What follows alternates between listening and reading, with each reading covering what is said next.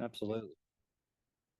In prior years, any revenue that fell above the annual revenue limits had to be returned to taxpayers, even though those dollars were vital to providing services to the community.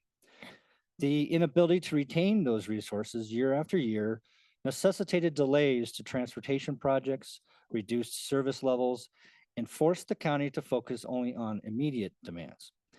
With the passage of 2024 ballot measure 1A, the county is now able to use those dollars to support our public safety, transportation, and infrastructure needs and begin focusing on strategic and long range efforts.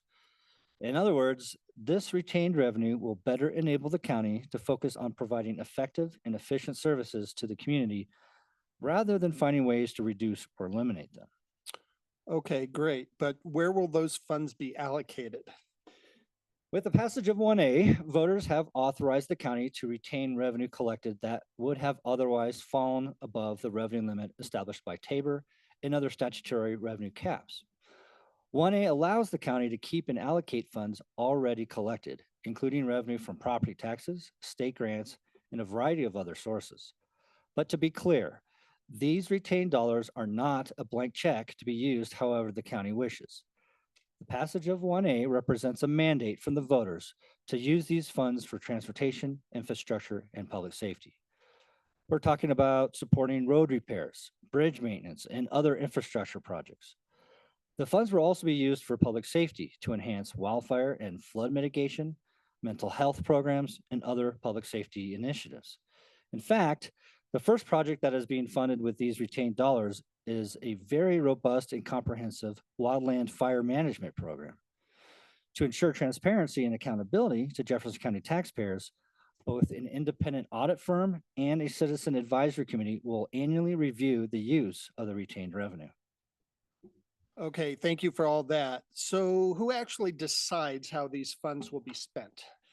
Well, as always, the county commissioners have the ultimate authority to determine the county's use of the retained revenues. During the county's annual budget process, commissioners evaluate requests and recommendations from staff and other county leaders and align those with the requirements of 1A. The board has recently created the Revenue Retention Citizen Review Committee to annually review the county's revenue and earnings in accordance with the terms of ballot measure 1A. And as I previously mentioned, the Citizen Review Committee will review the annual uses of the retained revenue and report to the board, and an independent auditor will also review the retained revenue and how they're being utilized. All right, Dan. Well, thanks for highlighting the efforts of the Citizen Review Committee. We do want to be transparent and clear about our plans for 1A dollars and ensure we're accountable to our community. That's correct. This is an external committee, and we are encouraging community members to participate. We want the community to be actively involved in the process and help ensure the retained revenue is spent according to the intent of 1A. Great. Thank you, Dan. Thanks for joining us this evening. Do you have any final thoughts? Well, the landscape is changing rapidly at the federal and state levels, and the county commissioners and staff are doing our best to stay abreast of the changes. We continue to closely monitor and identify potential impacts on county revenue and services. Residents can stay informed by visiting www.jeffco.us/federal impacts. Great. Thanks again, Dan. And now if you have a question, please submit it in the chat. And now let's take some time to address questions and concerns from the community. Thank you, Commissioner Kerr. Our first question, which county programs or services are most at risk of cuts if the federal shutdown continues?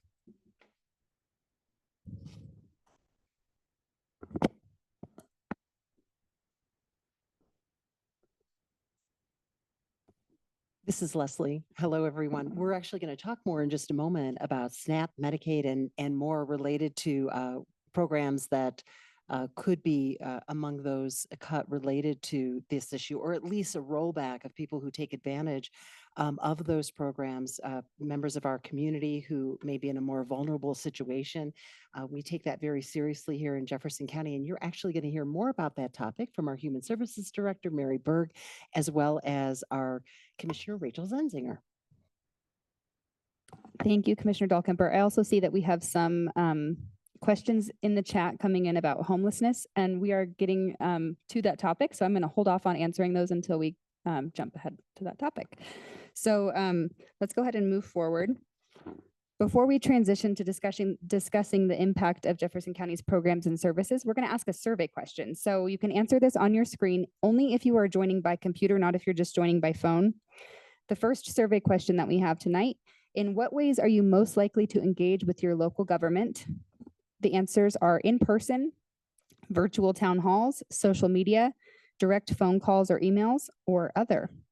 Please select the answer that you find most fitting on your screen. We'll have one more question towards the end of tonight's discussion, so please stay on the line.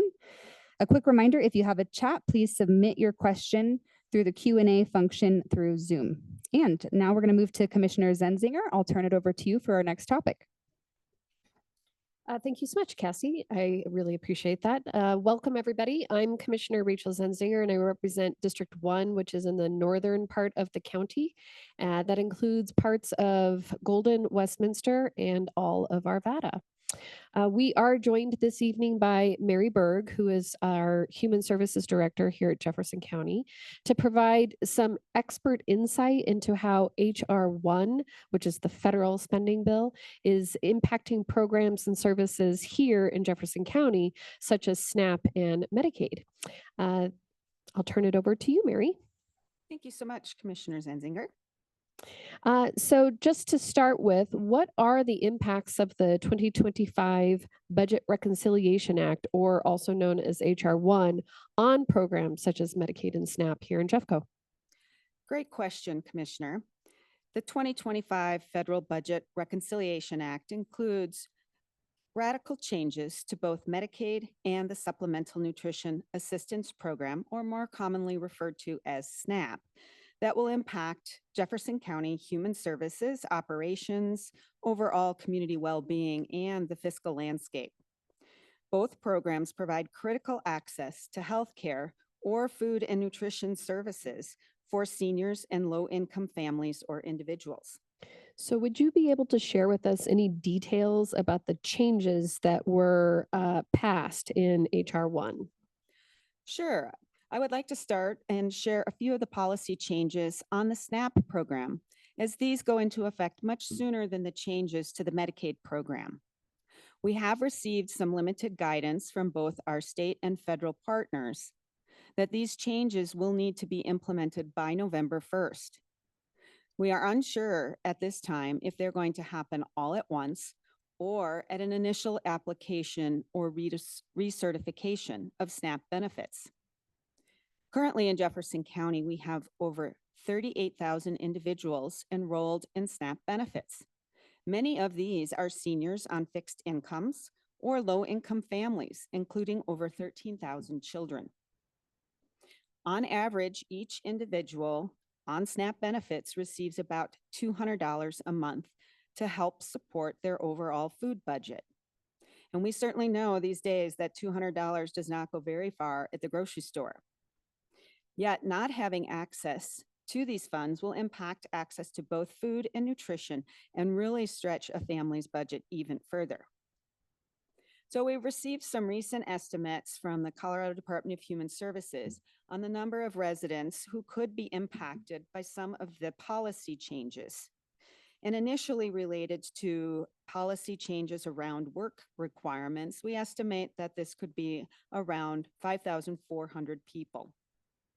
These changes expand to families with children ages 14 and older, individuals ages from 54 up until age 64, those previously with homelessness, youth who were in foster care, and veterans had been exempt from these work requirements. Additionally, we approximate over 13,000 SNAP recipients may have their benefits reduced as they will no longer qualify for some of the utility deductions. So it sounds to me like some of these changes are pretty significant to those who are in most need of accessing food, and they could have some ripple effects, not only on the increasing number of people in our community who are struggling to meet these basic needs, but on the loss of these funds in our economy as well. Is that correct? Absolutely. So what fiscal impacts do we think we'll be facing with HR 1? So the state faces steep financial revenue losses, beginning with a reduction in the federal cost share to administer the SNAP benefits that will increase the state's contribution by 25%. This actually starts a year from now in October in 26, but the state is already preparing for this change.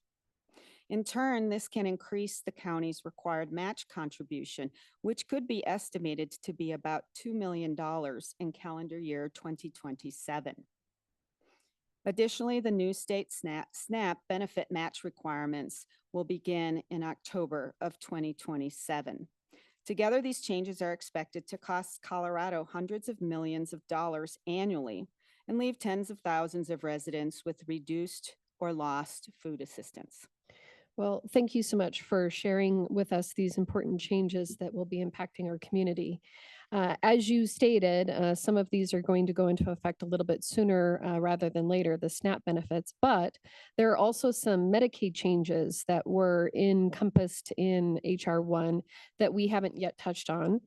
These include work requirements, again, and the potential loss of benefits for approximately 30,000 individuals in Jefferson County. Mary, where can people go in order to find help or resources? Thank you, Commissioner. Absolutely. We want to make sure that our community members still have access to much needed food and health care. For more information, we are using a great reference from our National Association of County Human Services Administrators. And they compare the effects of HR 1 on SNAP and the various components of Medicaid. There is a great timeline resource for implementation and the fiscal impacts, which can be found on our website. So you have more detailed information about these changes. And that website is www.jeffco.us/4887. We also have great nonprofit and community partners in Jefferson County. We have several community resources available on the Jeffco Human Services website. And if you need more information on how to apply for SNAP or Medicaid, we are still taking new applications. And here is that website, www.jeffco.us/4019/find-resources.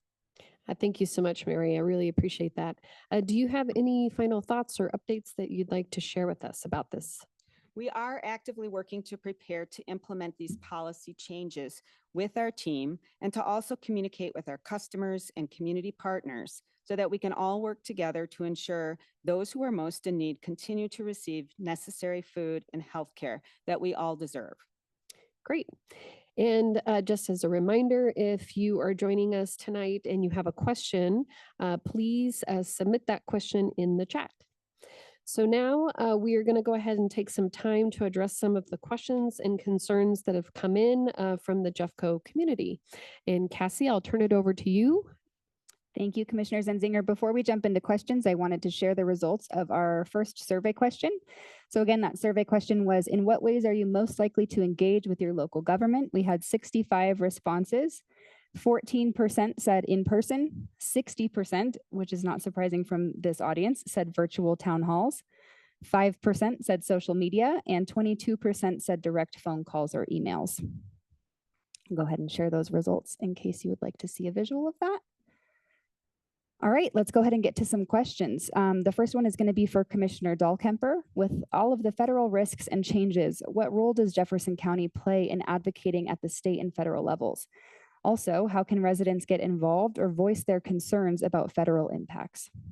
Thanks so much, Cassie. And thanks to our community member who asked those two questions. We want you to know that the Board of County Commissioners is very proactive, working with our community partners from our mayors, our city council members, school board members, city managers, our county manager, leaders like Mary Berg, our head of human services, whom you heard from just a moment ago, to ensure that we're staying ahead of these issues. They are tough, complicated issues. And the good news is that Jefferson County has a strong reputation for being collaborative and partnering together to pull together resources that we have to figure out together with our nonprofits, our food banks and others across Jefferson County on how best to leverage them to help individuals in our community who are vulnerable because of the federal changes. And also don't forget those state level changes that we're seeing in terms of budget cuts.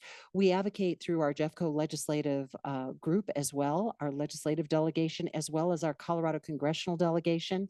And we have a web page that you can visit at jeffco.us where you will see a number of letters. We've been very busy, both in terms of reaching out to our delegation members at the congressional level to share our real concerns and to advocate on behalf of Jefferson County. I would also say that we advocate through our statewide organizations that we belong to, Colorado and Counties Acting Together, as well as Colorado Counties Inc. Those are really important avenues for getting the word out and working with other county commissioners across the state. So we're speaking with one voice. You would ask also, how can you get involved? And I'd love to share a great example briefly from our most recent Board of County Commissioners meeting. Over the last 3 weeks or so, we have had visitors come and speak during public comment from various nonprofits and food banks in Jefferson County, ranging from Lakewood, the Action Center, up to Evergreen Christian Outreach in Evergreen and others across the county, expressing concern about food insecurity and talking about partnership and collaboration and how we work together on these issues. We've also formed an executive order task force. We have a great team here at the county that is working to identify how the shifting landscape at the federal level will impact people right here in Jefferson County. If you have additional ideas, please feel free to email us at commish@jeffco.us. Thanks so much. Thank you so much, Commissioner. We have another question. I'm going to open this up to any of the commissioners. With approximately 70% of county residents being homeowners, can the county advocate for the many homeowners who have or are at risk of losing their homeowners insurance?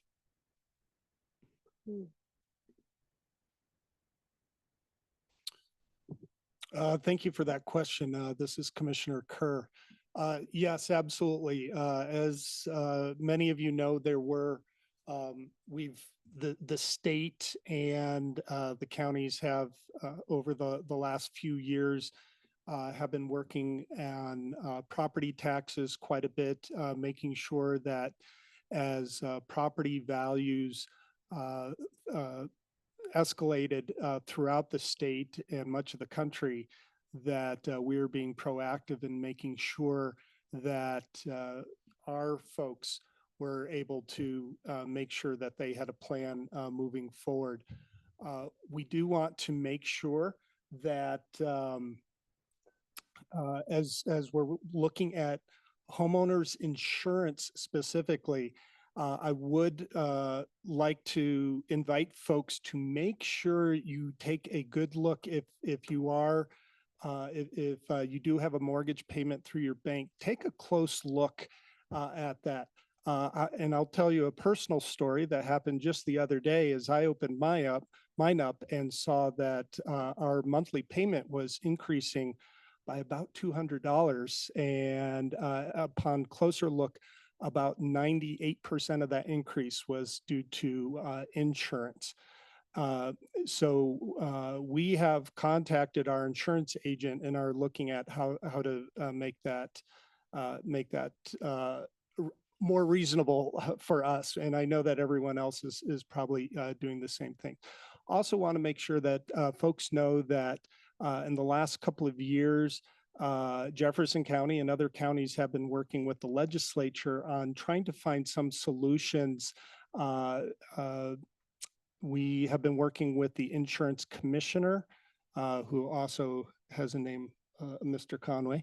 And we're looking for some legislative relief to help make sure that nobody is going to lose their homeowners insurance. As Jefferson County and much of the state, the wildfire danger is increasing, and that's a huge part of our insurance costs, but also hail. Colorado is really a huge a huge hail risk for the insurance companies, and that means our homes as well.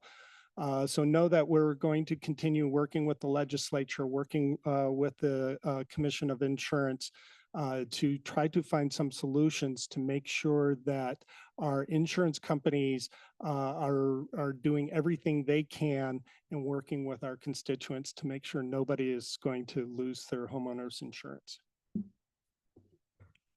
Thank you so much, Commissioner Kerr. We have a question that was also submitted, but and we have a written response for it, but it is a question that we receive often on social media. So I'm going to ask it live so that we can get this information out to the public. And Commissioner Zenzinger, I'm going to hand this one off to you. We have what looks to be broken glass on the dome of the county building. Can you please share what that is about and if it's being fixed? Yes, I actually had that pointed out to me, and I thought that was very curious because on the inside, I thought, no, there's nothing wrong with the windows. And so then one day, as I was driving home, I took a look at the dome a little bit more closely, and sure enough, it does look as if the windows have been shot out or something or damaged by hail. But it turns out that is not the case. There is a film that are on the window panes that helps with light filtration and for the sun as it's pouring in into the dome. And that film has begun to peel away from the windows. And so we are aware of it, and we are already in the process of replacing those window panes. But if you can imagine, given the location, the height of that dome, the replacement process is quite difficult and time consuming. So we are working on it.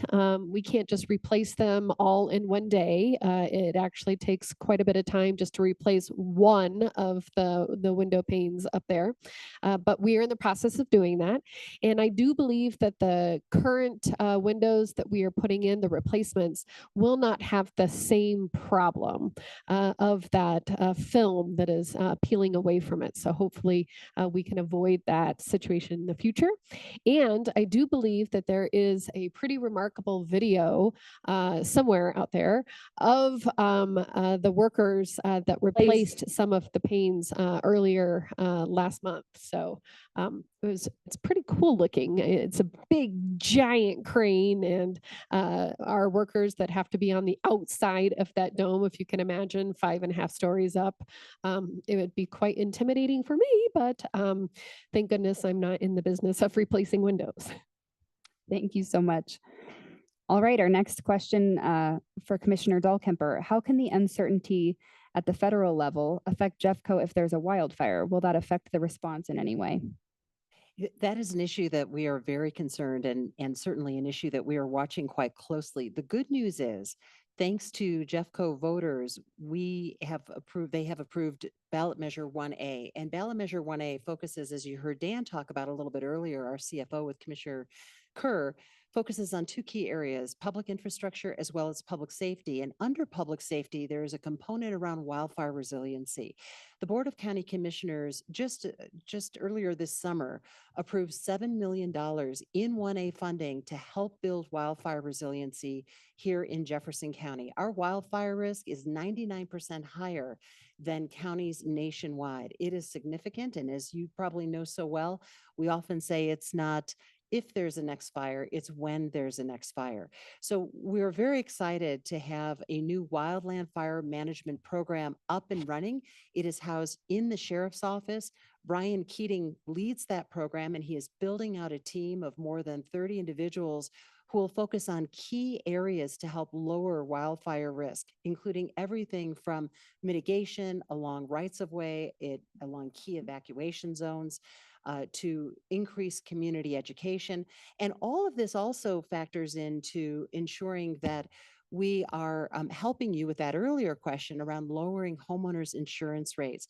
I serve on the Colorado Fire Commission. I serve on the insurance subcommittee where we're doing a deeper dive on this issue and working very closely with the insurance commissioner. You heard Commissioner Kerr mentioned earlier, but we do take this work seriously, especially given the potential increase funding responsibility that local governments could shoulder. And as we know, wildfires are very scary for our community, and they're also very, very expensive. So the more we can do on the front end to help mitigate through improved forest mitigation, that's very thoughtful, that's very strategic and grounded in science, to better educating homeowners. And we've even put in place stronger building codes. So for example, we have building code requirements if you live in the wildland urban interface where forested areas meet development, that you are using ignition resistant materials, that before you sell your home, you can have proof of defensible space.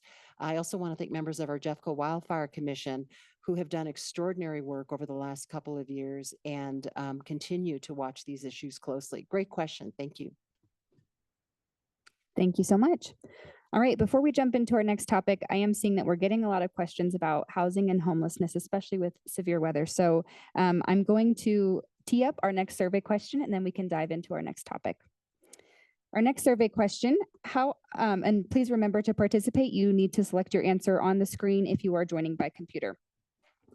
How often do you engage with the county, whether through accessing services or resources or through town halls and events like this one? Your options are weekly, monthly, a few times a year, maybe once a year, or rarely ever. Please select your answer now. And again, thank you for participating in our survey questions tonight. All right, for our final topic, we're going to turn it over to Commissioner Dahlkemper. Great. Thanks so much, Cassie. And we really want to thank you too for the great questions in the chat around homelessness. Some of these we're going to address, but Cassie, if we miss any, just let me know and we'll be sure that we cover all of the good questions that are being asked tonight by our community. Again, I'm Lesley Dahlkemper. I represent District 3, which includes Littleton, Morrison, Conifer, Evergreen, Pine, and portions of South Lakewood. That is the South Jefferson County area. And we are very excited to welcome tonight our Regional Homeless Coordinator, Carrie Rennick, and Nate Whittington, who we refer to as our state award-winning emergency management manager, because he likes that. We're actually very proud of him because he did receive that designation. Are joining us tonight to provide an overview of some of the ways Jefferson County is addressing concerns around homelessness, including sheltering and extreme weather response. A quick reminder, if you have a question, please go ahead and submit it in the chat. First, I'd like to ask Carrie. Carrie, homelessness and sheltering efforts are a continued focus for Jefferson County, especially during our cold weather months. Can you talk to us in what specific ways we're addressing these concerns? Thank you so much, Commissioner Dahlkemper. We want to start by highlighting that thanks to our increased outreach and sheltering efforts during the 24-25 cold weather season, Denver Metro marked its first winter season in which no unhoused individual died from cold weather exposure. In May, Jefferson County hosted a spring forum on homelessness with elected officials and leaders from local municipalities and the county.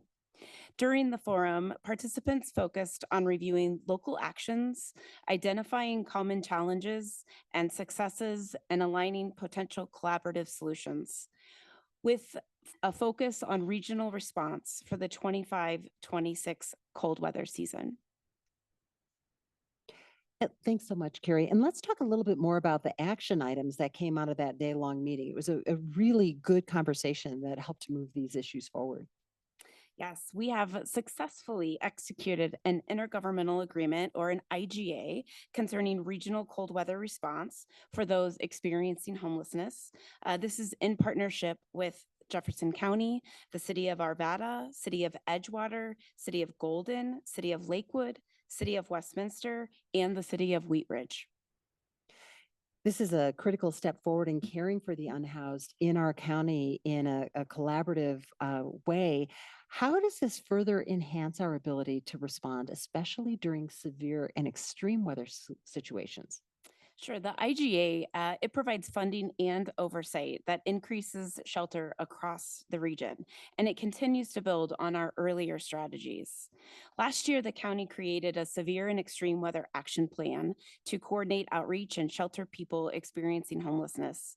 we turned to Jefferson County Public Health to tell us when temperatures and weather conditions meet the threshold to activate cold weather response. So going forward, a National Weather Service 72-hour forecast will be the authority source of this information and monitored by Jefferson County Emergency Management Manager and Jefferson County Public Health. Great. Thanks so much, Carrie. And we're going to turn to Nate here next. And also, Nate, one of the questions that we received in the chat is how the community will be notified about extreme weather. But let's talk first about the details included in the action plan mentioned a moment ago. So thank you. The Severe Weather Action Plan created last year, along with the Extreme Weather Sheltering Annex, is how we are going to keep people safe when the temperature drops.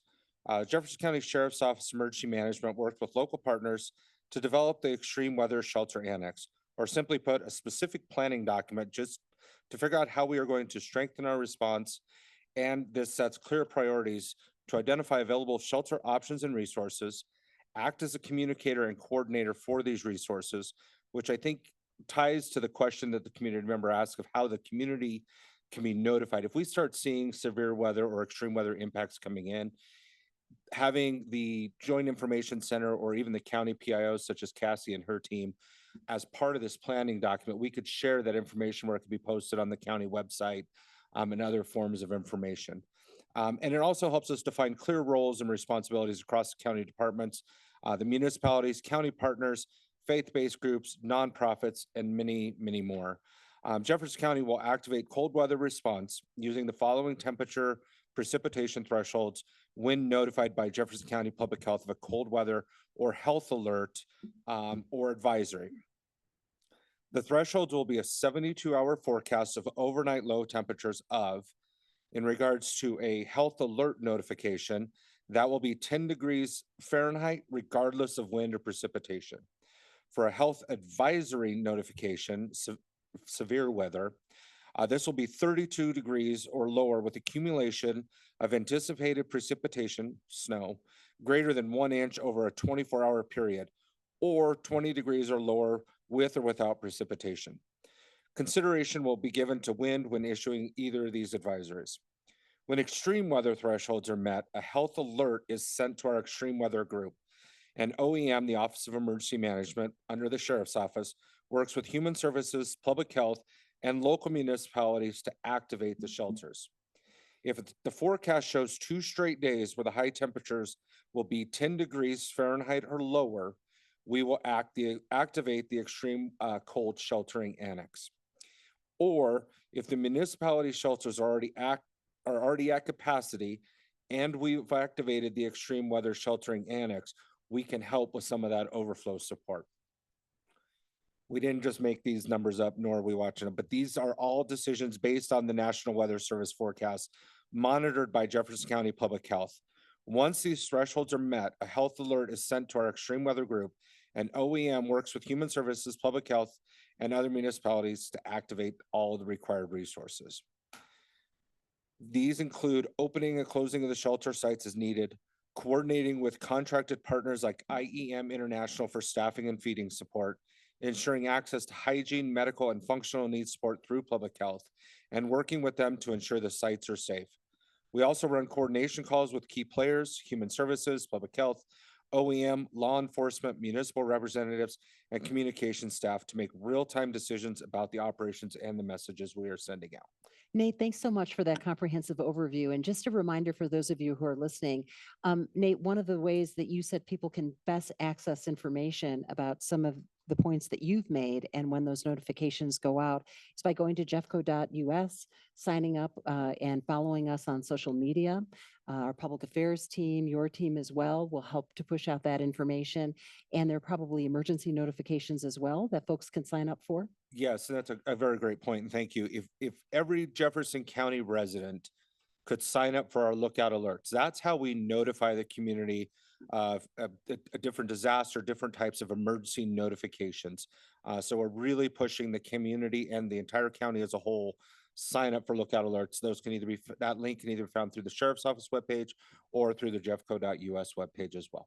Great. Thanks so much, Nate. And Carrie, in just a moment, we're going to talk more about coordination and partnership, which is a through line through tonight's town hall. But we did get a question about what homelessness looks like in Jefferson County. What are our numbers like? And are we seeing certain segments of homelessness rising? And then in addition to that, can you just touch on some of the long-term solutions as well, which is our next phase of work looking ahead? Absolutely. So, MDHI, the Metro Denver Homeless Initiative, they are the ones that release our point in time count numbers every year. And that is across Denver Metro, the 7 counties. And so going to mdhi.org, you'll find the up-to-date information and all past point in time counts. So as it pertains to Jefferson County, we did experience another increase in the number of individuals being identified as homeless. And this is both a sheltered and unsheltered count. And so for Jefferson County, we saw a 27% increase in homelessness. And I will say that it is an important highlight that the most significant increase was around our sheltered homelessness. And that's because we had severe weather sheltering operating during our point in time count last year. And so we had access to more individuals who could complete the survey and get a more accurate count of those who are experiencing unsheltered homelessness in Jefferson County. So our numbers have exceeded the 1,000 mark. We're somewhere around 1,050 in our latest point in time count. As far as long-term solutions, you're right. This IGA is focused on our severe weather season for 25-26. However, there is a lot of momentum and excitement around seeing where we can continue working together across the region to develop more sustainable solutions to addressing homelessness. And we know that homelessness is a very complex issue. And so there's many variables that we are looking to address, but our hope is that it leads into more in-depth and longer-term partnerships across the region. And Carrie, one other question while we're on this point. I know there are community members. We have a question in our chat here too, who ask, if I meet an unhoused neighbor who wants to be sheltered in severe weather, what's the appropriate way to help them get that shelter? So October 1 marks our official start to severe weather here in Colorado. And so we are finalizing a few documents, community resources. I would encourage for multiple reasons, heading home Jeffco.org website. That is right now, I always mix that up. Heading home Jeffco.com website. I stand corrected. We will be posting these resources on the website as well as issuing alerts when severe and extreme weather is activated. That website in the next few weeks will fall under Jefferson County's umbrella website, but we will have a direct connection link to the current location of that website. But on that website, there is a tab called Get Help. And within that, we have our municipal and county navigators' contact information. And so I would encourage anyone, plan ahead, please plan ahead. Go to that website, find your local navigator and get in contact with them now. That's going to be the best access to sheltering options. That is great advice. Thank you so much, Carrie. And just in closing, circling back to our theme of community partnership and collaboration, would you please share more with us about how we're coordinating with our community nonprofits and faith leaders on homelessness prevention? Sure. We, as a region, we are better positioned to approach our faith leaders following the momentum solidified at the Spring Forum. We have two actions currently underway that will build upon one another to create increased opportunity and engagement with the faith community. At the direction of the city and county managers, we are hosting a regional faith leaders convening on November 5th. The group identified a need to educate and engage the faith community towards actionable solutions. And then, in addition, the Power of Partnership, or POP, was established as a partnership providing awareness, information, and opportunities for action. We're working with POP leaders to schedule a November or December meeting that will carry forward the strategies and tangible actions following the November 5th convening. Carrie, thanks so much. Nate, glad you're here tonight. Really appreciate those thoughtful responses. And we're going to turn it back over to Cassie. We've got a lot of great questions in the chat. And just a reminder, if you have a question, please go ahead and jot it in the chat and we will try to get to it tonight. Thank you, Commissioner Dahlkemper. We certainly do have a lot of questions in the chat. Before we get to those, I'm going to share our town hall survey question number 2 results. Again, the question was, how often do you engage with the county, whether through accessing services or resources or through town halls like this one? We had 60 people answer. 8% said weekly, 18% said monthly, 50% said a few times a year, 12% said maybe once a year, and another 12% said rarely ever. So I think our goal is to get those rarely evers to engage with us a little bit more. All right, on to our questions. The next question we have, we're gonna give to Commissioner Kerr.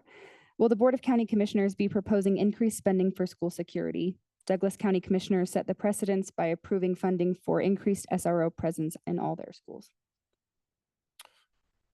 Great question. And what I can assure folks is that all 3 commissioners and everyone here in Jefferson County, kids and the safety of our kids are paramount, and we will absolutely make sure that our school district, our emergency management, our sheriff have the resources available to keep our kids as safe as humanly possible.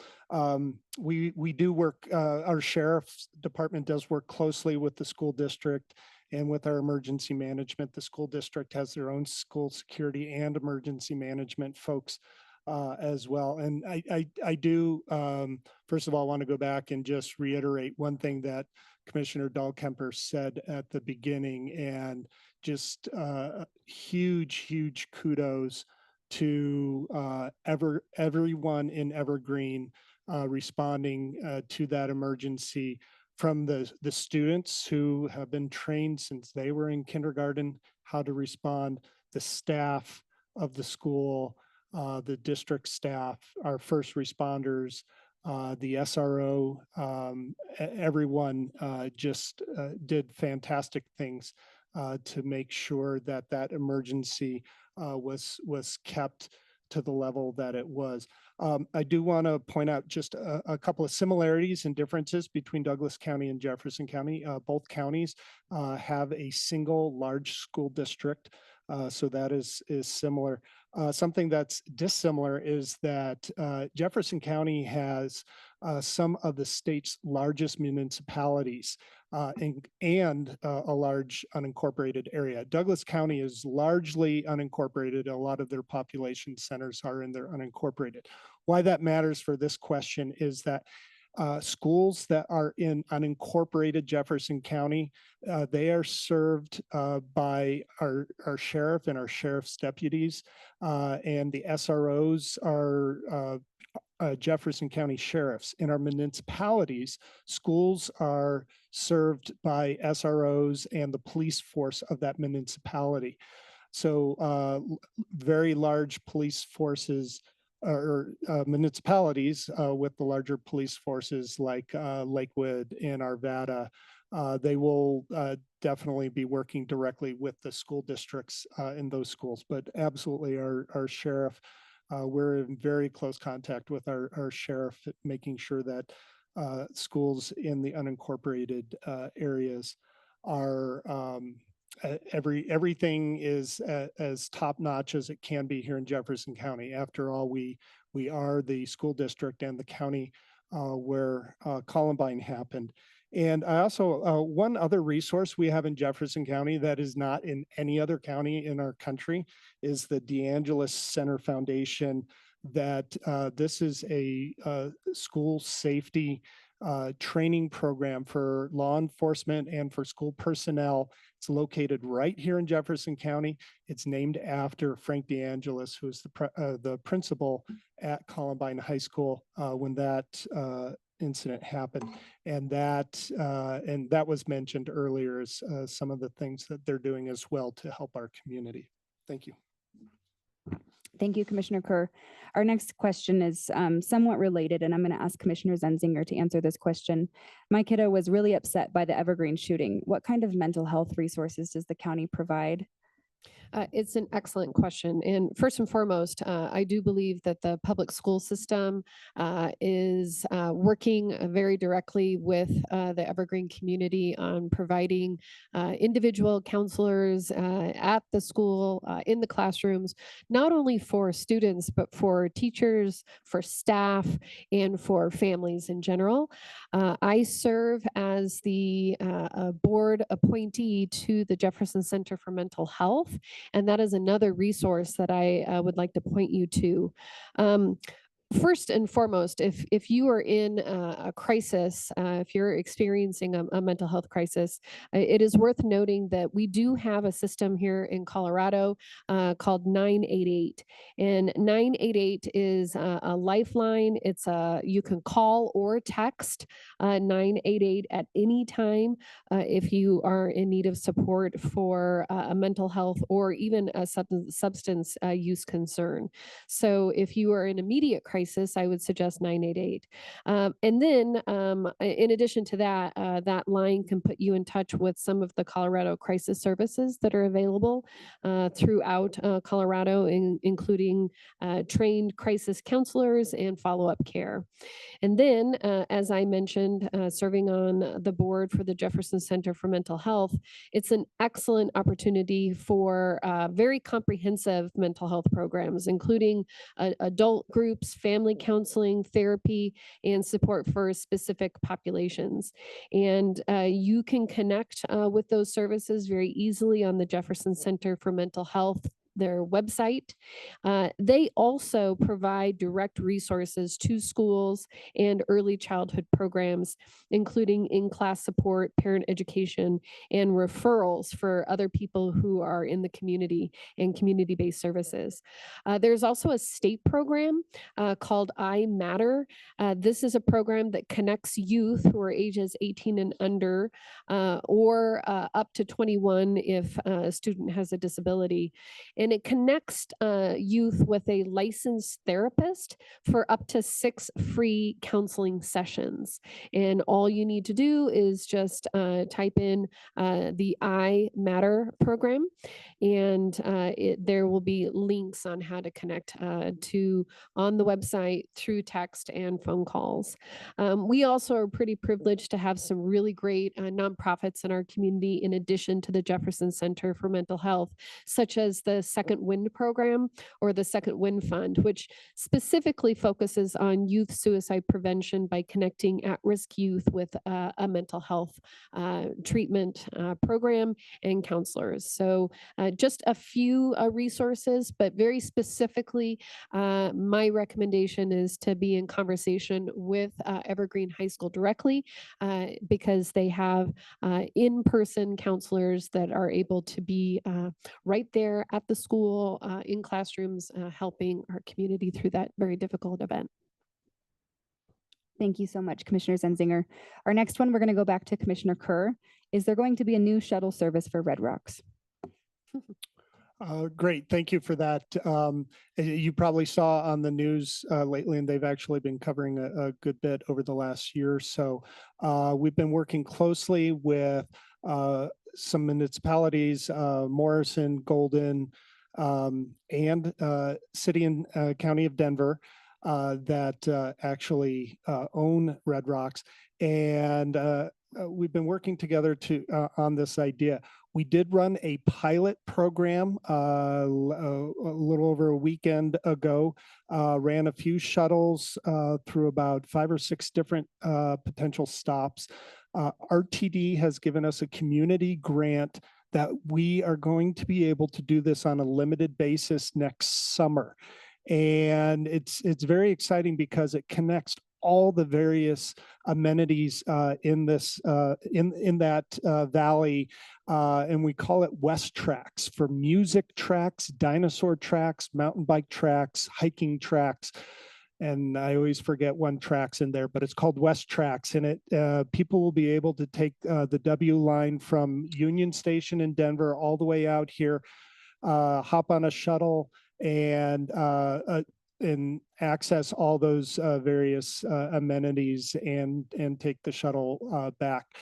Still working on some details, but look for that coming on a limited basis next summer. Thanks, Commissioner Kerr. Our next question is for Commissioner Dahlkemper. I'm interested in volunteer board and commission positions. What does that work entail and how can I get involved? Thanks so much for the question. And you should know the Board of County Commissioners relies heavily on our community members who carve out time to volunteer and serve on our boards and commissions. It really makes a difference. And your input and your expertise on those boards and commissions helps to inform the policy decisions that we make that affect Jefferson County. We have openings on boards and commissions ranging from Budget Advisory Committee to Community Corrections, CSU Extension, Equine and Agriculture, Engineering. I mean, we've got something for everyone in our community when it comes to our boards and commissions. And you can find out more by visiting jeffco.us. You can also visit our Jeffco Facebook page, and you'll see a post on the Facebook page of all the boards and commissions that have openings. And please know that we're accepting applications through October 22nd. Thank you so much. I'm also just going to share, we are out of time for questions, but we did get a comment from someone. Resilience 1220 in Evergreen is another good resource that was shared in our Q&A. Well, it is officially time for us to wrap up. We have about 1 minute left. Any closing remarks, commissioners? Commissioner Dahlkemper, I'll go to you first. Well, thanks so much. And we want to thank everyone who took the time to join us tonight. We also want to let you know that we had tons of questions and we appreciate your engagement. If your question wasn't answered tonight, please feel free to send it to Jeffco Public Affairs at jeffco.us, and our public affairs team will work on tracking down an answer for you. Thank you. Commissioner Kerr, any closing thoughts? Great. And thank you, Cassie. And thanks everyone for participating in tonight's telephone town hall. And as been mentioned several times, your input is critical. We really value these opportunities to engage with you. And please continue to participate in these discussions whenever possible. Public involvement is fundamental to good government. We currently have open positions on some of Jefferson County's volunteer boards and commissions, as was brought up in one of the questions and Commissioner Dahlkemper just mentioned. So with that, please visit www.jeffco.us/767 for a list of the current opportunities. Thanks, Commissioner Kerr. Commissioner Zenzinger. Yes, for the final 10 seconds, just want to say thank you all for participating in our virtual town hall, and hopefully we will see you next time. Thank you all so much. Again, if we did not get to your question or comment, please send us an email at jeffcopublicaffairs@jeffco.us. We'd love to try and get an answer for you. And to find a recording of tonight's conversation and the topics discussed, or if you have further questions, visit our website, www.jeffco.us/townhall. You'll also be receiving an email with a recording of this if you did attend tonight. So if you want to watch anything back, thank you for joining us. Have a great evening.